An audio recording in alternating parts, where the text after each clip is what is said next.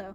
So, one of my most popular videos is the one I did on expressions around years ago, and while I don't know if I'd find any of the info in that video particularly out of date, I think it's good to refresh and replenish on a subject I get asked about pretty frequently. It also just so happens I have a lot of old Patreon footage of me just drawing faces, so I gotta use them somewhere, okay? So, facial expressions. Expressions of the face. How we silently convey our surface-level emotions, a wordless form of communication from one being to another. I'm sure I've expressed this many a time, but expressions are one of my most favorite things to draw.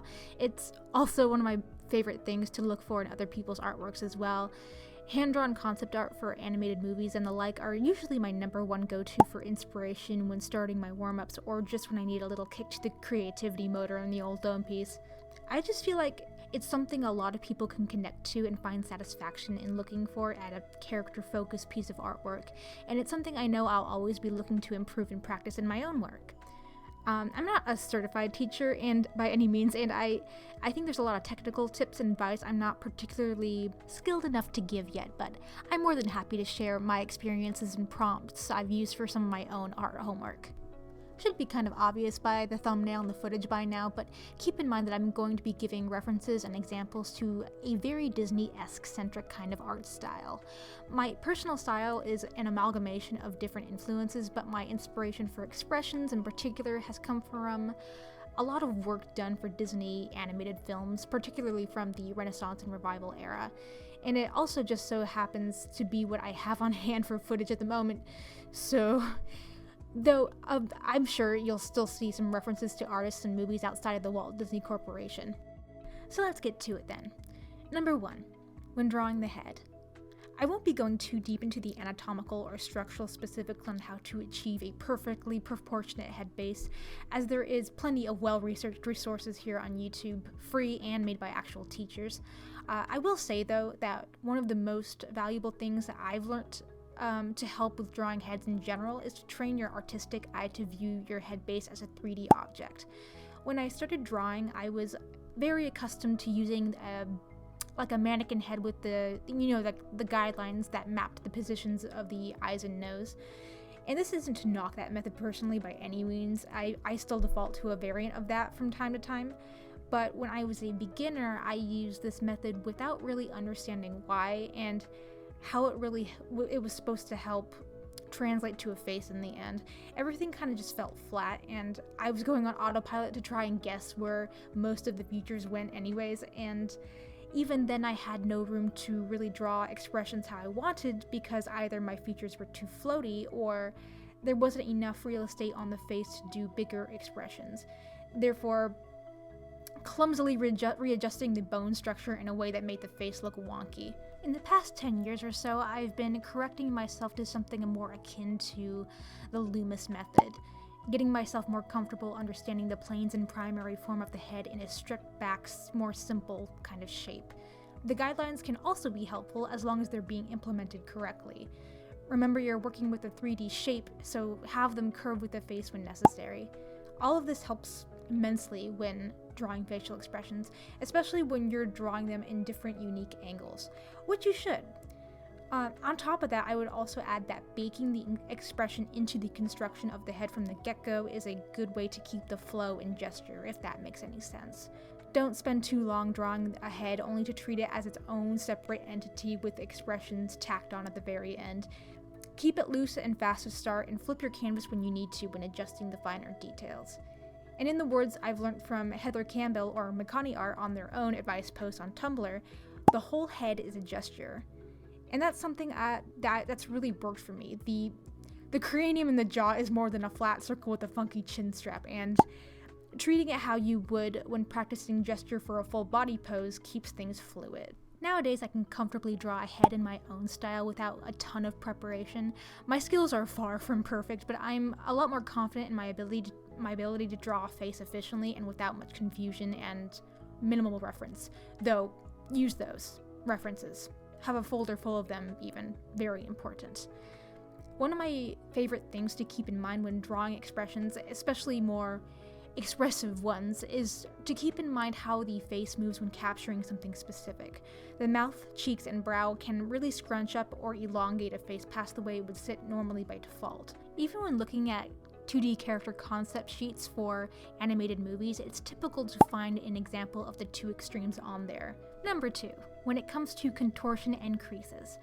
I want to bring a little bit of that face movement talk over to its own point and include some stuff on creases and the pinching and bloating that can occur on some facial expressions. I think I spoke a little bit about it on the older video. It's like the only point from it I specifically remember, and I still very much recommend just doing a bunch of goofy faces in a mirror and then seeing what happens, document it both as realistically as you can, and then trying to translate into your own style. It's good to know when to add those slight facial contortions and when not to. They're one of my favorite parts of drawing the face sometimes, but I feel like one misplaced crease on the face could change it entirely or throw off what you were originally trying to convey. Your forehead may bunch up slightly when your eyebrows are fully raised, but those lines may not particularly need to be there unless the character is of a certain age where that would make those wrinkles especially prominent. Though some wrinkles, like the kind you get when you scrunch up your nose or your eyebrows, can add a lot of charm and intrigue. Same with when you draw like gums showing when smiling or laughing. I would say that the same applies to the opposite though, however, especially when you're trying to capture a likeness to a real person. Sometimes removing those lines can erase the most recognizable parts to one's face. In the end, it's kind of all relevant to your style and how big you're trying to go with the expression. Knowing what works for you and what you're trying to achieve comes with practice and experience in the end. The face is pretty moldable with all the muscle and skin being moved around, so take note of typical quirks in the face one can make in daily conversation. An expression could require the character to purse their lips or puff out their cheeks, or have their face smushed against a pillow while sleeping, for example. Number 3, adding interest with angles and body language.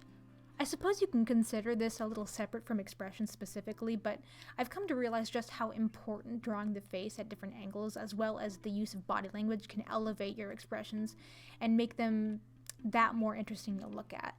Sometimes what a character is doing with their body is really what sells the emotion, and I find that especially in animation, there's a lot of acting and pushing of movements to sell a scene. Even on a smaller scale, drawing someone emoting at a specific angle really adds something more dynamic to it. You can draw a character looking angry, enraged even, but a slight adjustment like tipping the head just right can make them look really menacing.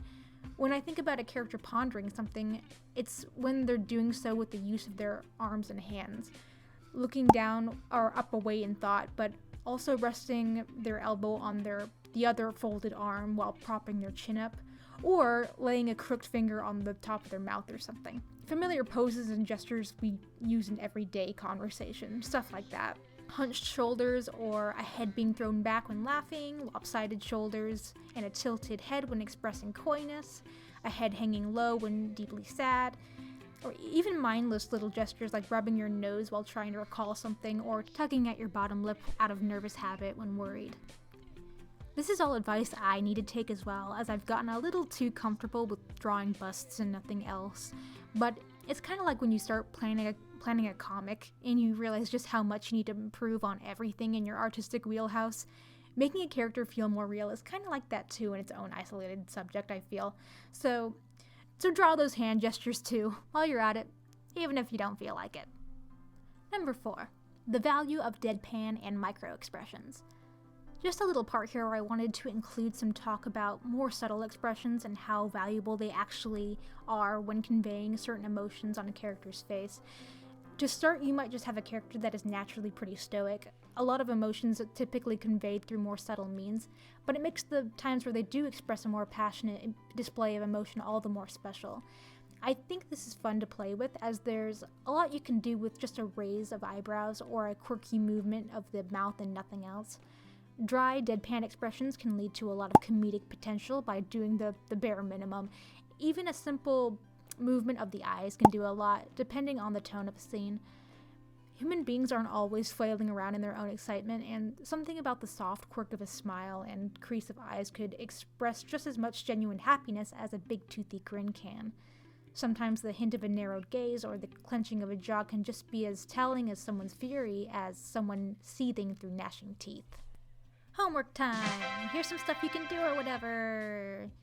Draw an expression set meant for a video game.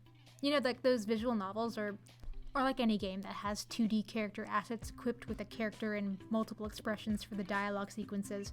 Practice that. It's an easy starting point and warm-up for beginners and intermediate artists alike, where you don't really have to draw the head each time, just varied expressions on one base and adjusting the jaw when needed. Could also be a good potential portfolio piece if that's the kind of work you're looking to do anyways. Additionally, you could also do the squash and stretch exercise. You can pick 2 or more characters, preferably ones with different facial structures or different shapes, to practice doing a squashed face and an elongated face. You can do some stuff in between too. Have them puff out their cheeks and scrunch their nose, squint their eyes, bite, purse, or pucker their lips. In addition, or alternatively, draw them pronouncing consonants and vowels like they would be when speaking words in an everyday conversation. Similarly, you can draw a character expressing a line or lines of dialogue motion by motion. Every deep breath, pause, and unique shift in expression. I recommend taking a scene in a movie and just observing how many deliberate movements are made to really sell that moment. I typically do this with animated movies, but this is great for live action too. And if you want to go the extra mile, you could just make an animatic. I could definitely use this piece of advice too, but draw from life.